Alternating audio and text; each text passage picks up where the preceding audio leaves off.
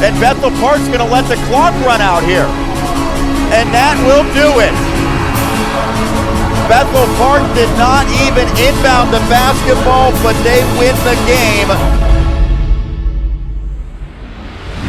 This is the Westmoreland on the Hardwood podcast on the Westmoreland Sports Network.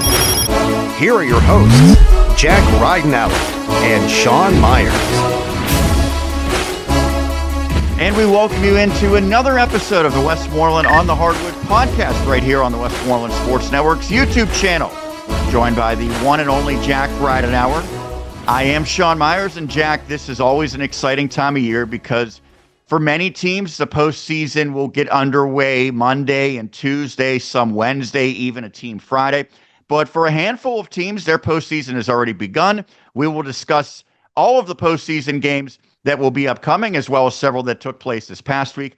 Of course, we will have our team of the week, and that will be the Yough Cougars girls, who achieved something that I don't think many people expected them to do this year, securing a playoff victory. We'll have our plays of the week, and we will have a look ahead as well. Well, Jack, we'll begin with the starting five takeaways, the biggest stories from this past week. And as I mentioned, several teams already began their postseason, including both the Franklin Regional boys and girls. We'll start with the girls because they suffered a heartbreaker at home against Bethel Park. A furious rally. They were down 16 points in the third quarter. They got it to a single point, but could not get over the hump. So their terrific season that included a co-section championship comes to an end earlier than expected. And I know you saw, and I was firsthand witnessing how this game ended.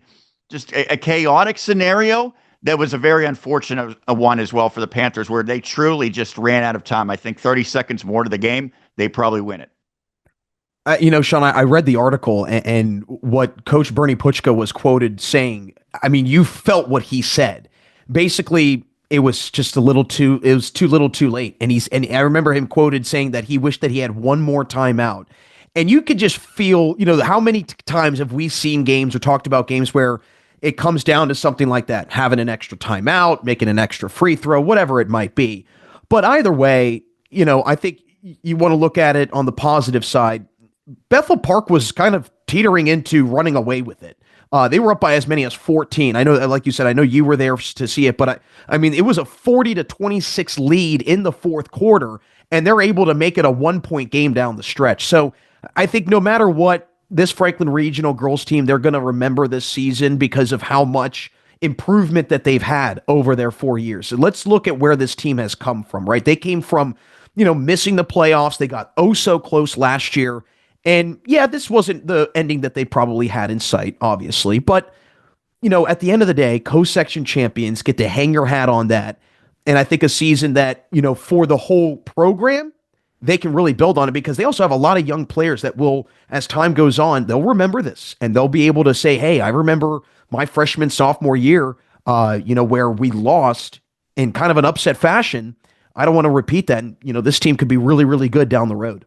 Yeah, that would be Chloe Puchka's a sophomore. Alyssa Bridges is a freshman, so their future very bright. But you do feel for the seniors, including Maddie DeRiggi, who was just incredible, 23 points. She scored more than half her team's points. Let's talk a little bit about the scenario, though, Jack. You mentioned that Bernie Puchka said he wishes he had one more timeout. He used several of them after they made baskets in the fourth quarter. And so the reason you use them then is because it prevents more time from running off before Bethel Park has to inbound it. So maybe you save, let's say, 4 seconds each time you do that. So by calling those timeouts, it created that chance at the buzzer, basically. They had a three that would have tied the game that was an air ball, and then the putback by Novelli really kind of was the worst case scenario. They would have been better off throwing it back out. The reason why he didn't save a timeout is because he had to use this frequently to prevent more time, 3-4 seconds at a time from coming off. That said, she scored her basket with about 7 seconds left, and Bethel Park never even had to inbound the basketball because at the high school game, the clock continues to run. So what was it done correctly? What would you have maybe done in that scenario? And is it just circumstances that really couldn't have been avoided? Really, I think the way that he executed it was exactly how you would do it because, like you said, they got the opportunity. They had a chance to tie it down the stretch. So it wasn't They like actually had a chance to take the lead with a three on the prior possession as well that missed the mark. So they had a couple cracks to either take the lead or tie the game late. and the alternative is you start having to play the foul game with, 2.5, 3 minutes to go, whatever it is, just to stop the clock. And then again, there's no more 1-on-1 in high school basketball. So that's completely out the window. So everybody's shooting basically 2 free throws and once you hit the limit. So now you're getting into they could make both of them, they could make one of two, and then you're continuing to play catch up. I think it's just simply like he mentioned, he just ran out of time. If they had maybe an extra minute in the quarter, they played 9-minute quarters, we'd be having a different conversation. But I think that, and obviously, as I think all coaches do, they feel like the loss is on them. But I think there was, and I'm sure as you saw firsthand, there were plays that just didn't go their way. When you're down by 14 in the fourth quarter, you're using a ton of energy. It's hard to come back from that with, again, I'm sure there were many possessions where Bethel Park was eating up 30, 40 seconds of the clock. And so now you're really in a panic mode. So no, I really think that that's the way you want to do it. Again, it's just an unfortunate thing. He didn't have an extra timeout because, again, it still allowed his team an opportunity, despite being down by 14, a chance to, like you said, take a lead. Remember, they scored just 2 points in the second quarter, or third quarter, rather. That was really their undoing. It certainly wasn't their fourth quarter play. Well, time was not an issue for Franklin Regional boys. They cruised to a victory. This was a preliminary round game in Class 5A. They knocked off Indiana area. And really, it was a change in defensive strategy because the Little Indians were kind of torching them early. Franklin Regional had no answer when they were in the zone. They go to man and made a world of difference. And of course, they got contributions all throughout. Connor Crossy, 24 points, but it wasn't just him. It was a team effort, an impressive win. And now they're back in the round of 16, where I'm sure that, about a month ago, we did not think they would be. And they're being guided by two guys that were part of the historic team from last year. I think that when you look at the box score and you see Drew Davola had 9 points. He was very aggressive, very aggressive. And they win by 21. So you sit there and say, okay, 9 points, whoop-de-doo. No. Having that production from Davola, who typically isn't a guy that's going to go out and hunt his own shot, but having that extra added bonus there, and like you said, playing aggressive, very strong, very IQ-oriented basketball, especially on the defensive end. I mean, that can be the difference in a game a week from now if they're trying to pull off an upset and he's got another 9 points. And then all of a sudden, those 9 points are the difference in a win. So having his confidence already high now early in the playoffs is going to really help him out. And let's not forget, Coach Reed, he's coached in a state title game. He's coached in a WPIAL game. He knows how to win these games. And again, very different team, very different path to the championship like they had last year where, they were blowing the doors off teams to get to the finals. But still, we see it all the time in the NCAA tournament. How many times have we seen one team catch fire and all of a sudden they're in the Elite Eight? Why can't it be the Franklin Regional boys? And to your point, going into that man-to-man, I think that maybe gives them an added bonus of, hey, coach trusts us to stop our man. Let's do this for him. And that adds a little extra incentive there. So I think that this Franklin team, the fact that they got this win under their belt, they've got a tall task ahead of them, no pun intended, with Montour. But, I think that, hey, you take a couple guys out of Montour's situation and take them out of the flow of the game. Having Connor Cross, you never know. He's 24 points, like, snap of the fingers. I'd feel pretty good if I was the Panthers. Well, it was good practice going against Indiana. Aaron Webb, he was so impressive. He is 6'7" as a sophomore. They're going against a 6'11" star player for Montour and so they know what it takes to try to, combat a team that has superior size, which is what the Little Indians had against the Panthers. But the hustle plays almost every single time went in favor of Franklin Regional. In all likelihood, their final home game of this year, but they're able to go out on top with an impressive victory to move on to the round of 16. Well, a team that will not be moving on is the Derry area boys. And Jack, last year they had a terrific postseason run. It was a first-round upset against a juggernaut in Our Lady of the Sacred Heart. They made it into the state playoffs. That's not to be this year. They fell at Central Valley 80-55.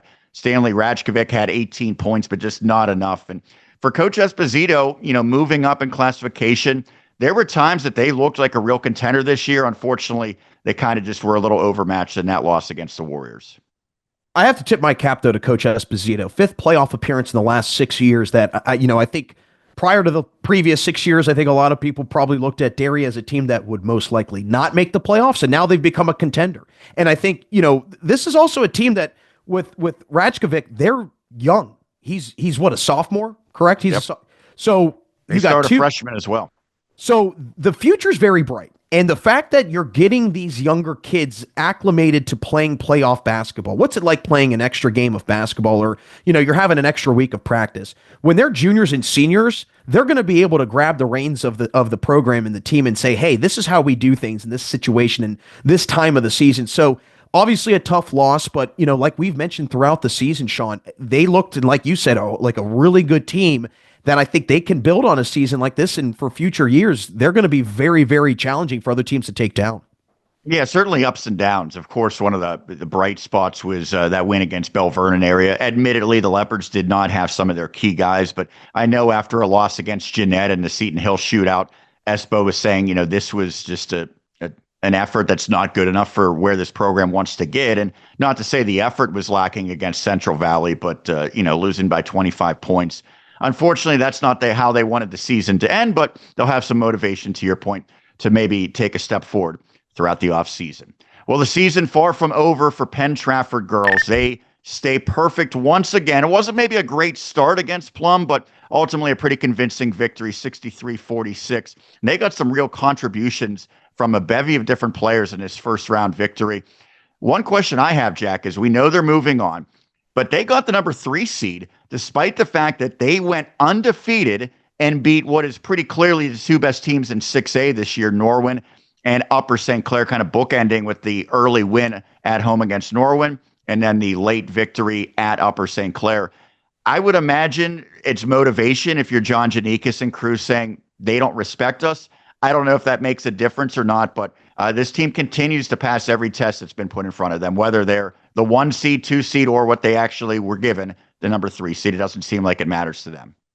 And I think that's just how they've been all season long. They've just been very businesslike. They just kind of go about their business, take it one game at a time. Every time I talk to Coach Janikas, he continues to say the same thing. We just take it one game at a time. Because you can very easily get ahead of yourself with you're looking at 15 wins in a row, and then you win 16 in a row, and then all of a sudden you're looking at an undefeated regular season. You could very much get ahead of yourself. But to go to the point about them getting the number 3 seed, I know that I had mentioned that I felt like they were a clear-cut number 1. South Fayette is number 1, if I'm not mistaken. That's correct. Do we want to use the term recency bias that they're, the defending champions? It's kind of an easy pick. They were really good this year as well. Not saying that they had a great season. Not saying that they did it. But Penn-Trafford didn't lose a game. And that's something that South Fayette can't say that they had. With 21-1, I think. So yeah, so the weird aspect, because Peters Township got the number 2 seed. South Fayette had 1 loss. It did not come against a team from Pennsylvania. Peters Township had 2 losses when the brackets came out. Neither were against a team from Pennsylvania. So all 3 teams were perfect against teams from this state. However, if you play a game and lose it, I don't know why, just because it's from an opponent outside of the state, that should have some sort of relevance. A perfect record is better than a 2-loss regular season, although the argument is the level of competition much different. Peters Township, by the way, after the brackets came out, lost at home against Mount Lebanon. Maybe they didn't play that one as, with as dire urgency as they would have had it been a regular game before the seeding came out. But there's certainly an argument to be made that PT, meaning Penn-Trafford, not Peters Township, deserved a better seed. Ultimately, I don't know that there's much of a difference between number 2 and number 3 necessarily. Although, as I say that, the next round matchup could be a challenging one for Penn-Trafford as the number 3 seed, where maybe number 2 Peters has a slightly better draw. Without question. I mean, those are kind of the hair-splitting things you look at. If a team doesn't, they like, how many times have we said, oh, this team didn't get a good draw in the tournament because of just the matchups that they have. But the whole notion of teams playing game, and I know teams play outside of the area. I totally understand that. But I think it's also in terms of how Penn-Trafford won games. And I know South Fayette probably had a lot of blowouts. So did Peters Township. But Penn-Trafford won the section by they almost mercy ruled the team that was in second place. Like, the gap of the drop off was so significant that I just feel that, again, like I just don't know, how do you not reward an undefeated season? But again, we're beating a dead horse at this point. Either way, Penn-Trafford, they're using it, I'm sure, as motivation, or I'm sure they're probably looking at it as like, okay, you know what, we're going to just take it to the next game. And right now they're, like, as we'll probably get into in a moment here, they've got a big test coming up here against Thomas Jefferson. Yes, we will get into that because Thomas Jefferson ended the season for the Greater Latrobe girls, the Jaguars winning that one pretty decisively, 68-47 at home. They're the number 6 seed, so that's the next opponent for Penn-Trafford. Peters Township gets the number 7 seed, which is Indiana area. So both of these teams, had they flopped, spots in the seeding, would have faced a team that they played in the section. Peters Township went 2-0 against Thomas Jefferson, winning both by about 10 points or so. And you mentioned Penn-Trafford the second time, blew out Indiana. So I would imagine both of those teams, Peters Township would probably prefer going against TJ. Certainly, I think Penn-Trafford would prefer going against Indiana area because this TJ team certainly looks the part. They were very impressive. Third quarter in particular, they outscored the Wildcats 27-11. They added the best player from Shady Side Academy's championship winning team a year ago in Maggie Spell, and I think that's taken the Jaguars to a much higher level. Unfortunately for the Wildcats, they were just a little bit overwhelmed in that third quarter.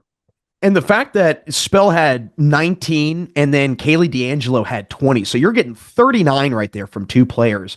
And plus, like you mentioned about Spell, she knows what it takes to get to a championship. She's won a title.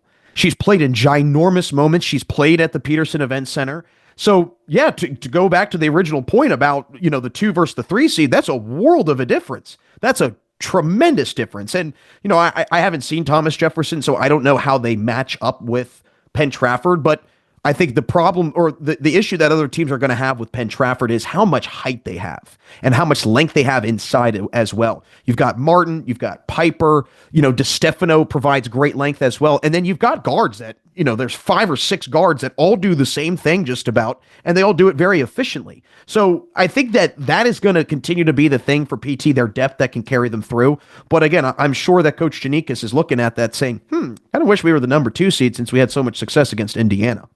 To your point, Isabella Klobuchar with a team high 14 points in the win against the Mustangs. She's not the first, second, or maybe even third player you think of when you think of Penn-Trafford's scoring options, but a very deep team, but Thomas Jefferson riding high as well. That should make for a fascinating matchup.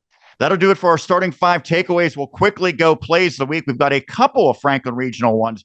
First, we'll start with the Franklin Regional girls. And while the Panthers' furious rally came up just short, Maddie DeRiggi did everything in her power to will the comeback, including a steal and layup in the final minute, to make it a 1-score game with myself providing the caption.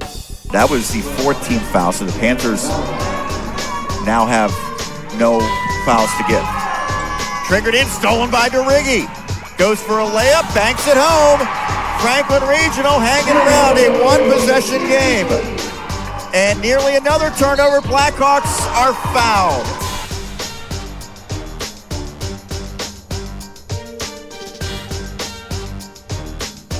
Great stuff from DeRiggi, and no surprise that she led the way offensively in this game, but just a little bit, as we mentioned, just a little bit too short of an incredible comeback. That place was buzzing, however, in the final minute or so. There was some real energy after it was kind of quiet for much of the second half. Well, we'll continue plays of the week with the Franklin Regional boys, and the Panthers received big contributions all throughout their lineup in Thursday's home win against Indiana area. And that was exemplified on a terrific hustle play by Jonah Johnston and Anthony Mitchell in the fourth quarter, with myself and Greg Bizignani on the call. I think that's Mitchell's 4th offensive rebound today. 66-39. And this one nearly stolen. It is stolen. Thrown ahead to Mitchell. Great play by Johnston to get it to him. And Mitchell has the layup to make it a 29-point edge. Yeah, great hustle. And 15 turnovers on the game for Indiana.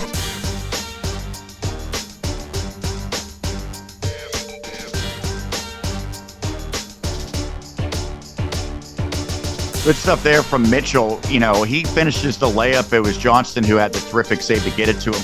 We interviewed Drew Davola because he was an under-the-radar, unsung guy, but Mitchell, I think, was just as deserving of that honor as well. He has really stepped up in a big, big way this year for Franklin Regional.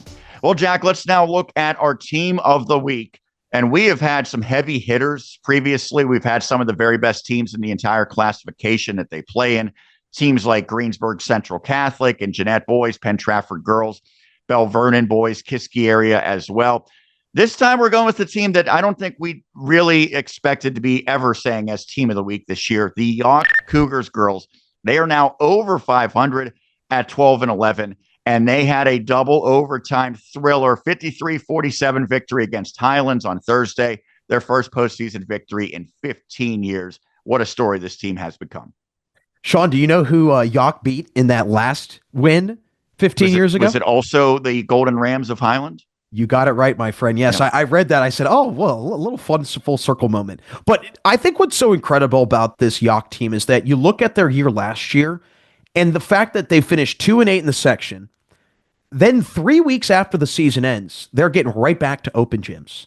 That, if I'm a head coach, I am smiling ear to ear because it shows that the players are not satisfied. Obviously, you want to build on a 2-8 season, but you want the eagerness to get back to the gym, the anxiousness to get back into the gym. That clearly showed this year. And the fact that they had such a big turnaround season, they had a lot of experience. Let's not forget, Sean, they moved up to 4A.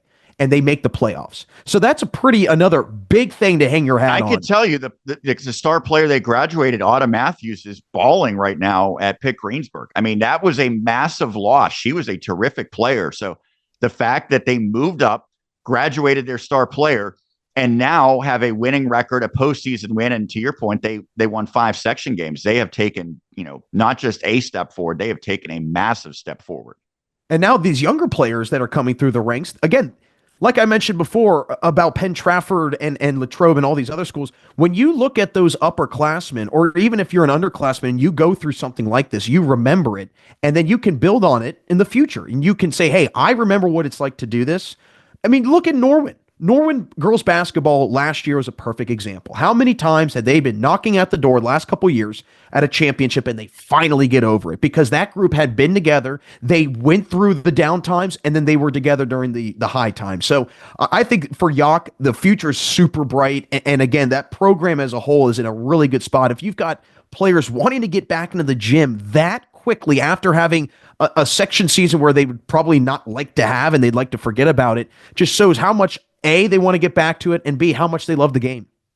Yeah, and I had an interview with their head coach, Brian Znaver. You can go check that out. By the way, just check out our YouTube channel to see just an endless collection of coach interviews that I had previewing so many of these playoff games. And he talked about some of his players. Haley Bach's kind of the star. She had the 13 points in that win against Highlands, but they've got some sophomores, Evelyn Gates and Brooke Kowalski and Brooke Whelan.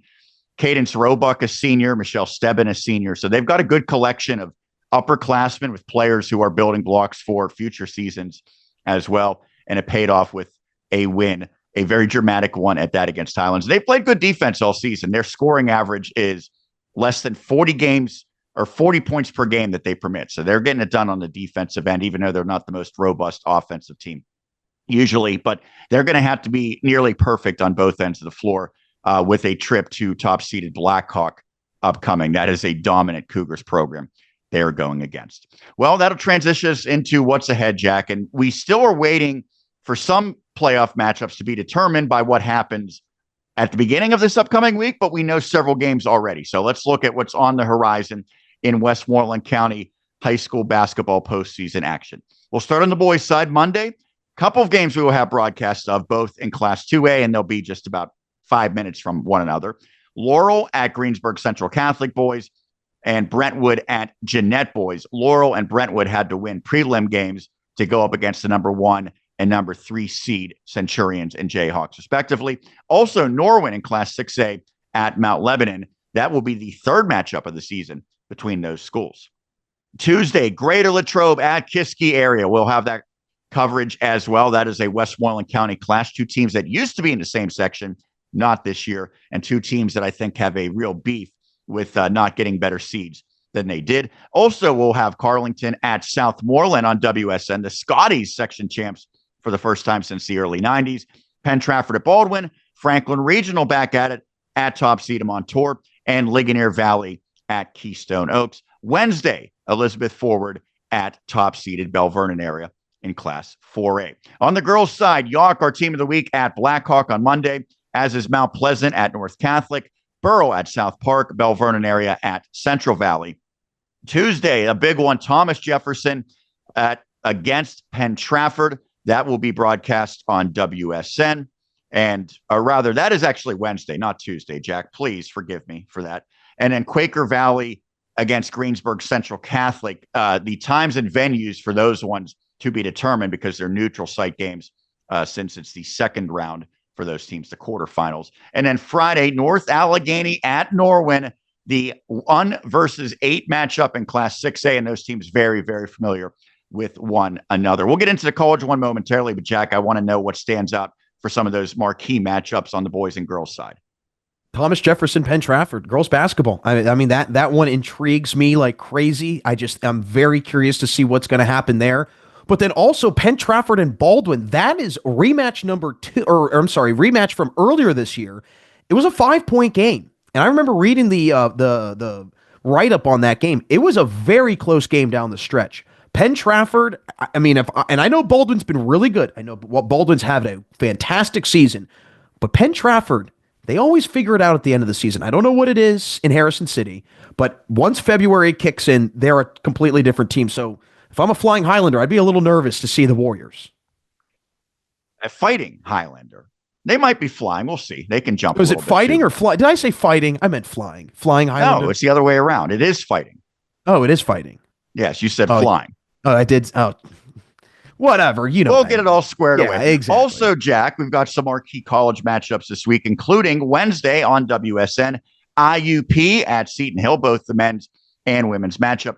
Saturday, Seton Hill is at Edinburgh for a men's women's doubleheader. Grove City at St. Vincent College, and then Pitt Bradford at Pitt Greensburg and men's action. That's a big one on Saturday as well. By the way, speaking of which, Jack, you have a little polo on there. What's that say? Well, Carnegie Mellon. I was there today, seeing the Tartans play. They men's had a tough one against Wash U, but the women's had a big win against the Bears, a very big win. Shout out to my good pal Mark Fisher. Hope he is doing well. By the way, if you're wondering, Jack, I got my there we go. Illustrated. Oh, nice. This is the same, not the exact same. It's the same design sweatshirt that Ron Cook would often wear during his time at 93.7 The Fan. So some real special memories. Need to press the button for that laugh. The ha ha ha ha. Yeah, you like that? I do like that. Yeah. Well, we mentioned we're going to have a lot of games broadcast this week, and I'm not going to get too deep into the weeds. Some of those will be free on video. Some of those will be audio. Of course, the audio ones are always free. And then some of those will be streamed on NFHS, which is subscription required. We'll let Dan Flickinger kind of explain all of that because it's not all that easy and quick to try to explain it. But we will be broadcasting multiple games Monday, Tuesday. Plan is to do both Seton Hill and a high school game Wednesday as well. And then we mentioned Norwin Friday. So we will have a lot, and that might expand as well, depending on what happens on games earlier in the week to see which teams move on to the next round as well. But one thing you can definitely do is check out our website. We're going to have great content there. Of course, we have our regular articles every week, but as I mentioned, 18 interviews that I did with Westmoreland County boys and girls basketball coaches. I thank all of them for taking their time. They're up on our YouTube channel. Great content there. We also will have recaps of many of the games as well on our website. So you definitely want to check that out. And of course, for the scores, social media, follow us and look at the score tracker at the top of our website. Any final thoughts, Jack, before we put a bow on this one?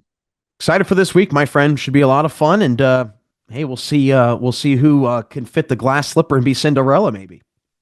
Good stuff. All right. Well, we will sign off for this week. We'll be back next week for another massive playoff edition of the Westmoreland on the Hardwood podcast. You know where to catch us. It's right here on the Westmoreland Sports Network YouTube channel. This is the Westmoreland on the Hardwood podcast on the Westmoreland Sports Network.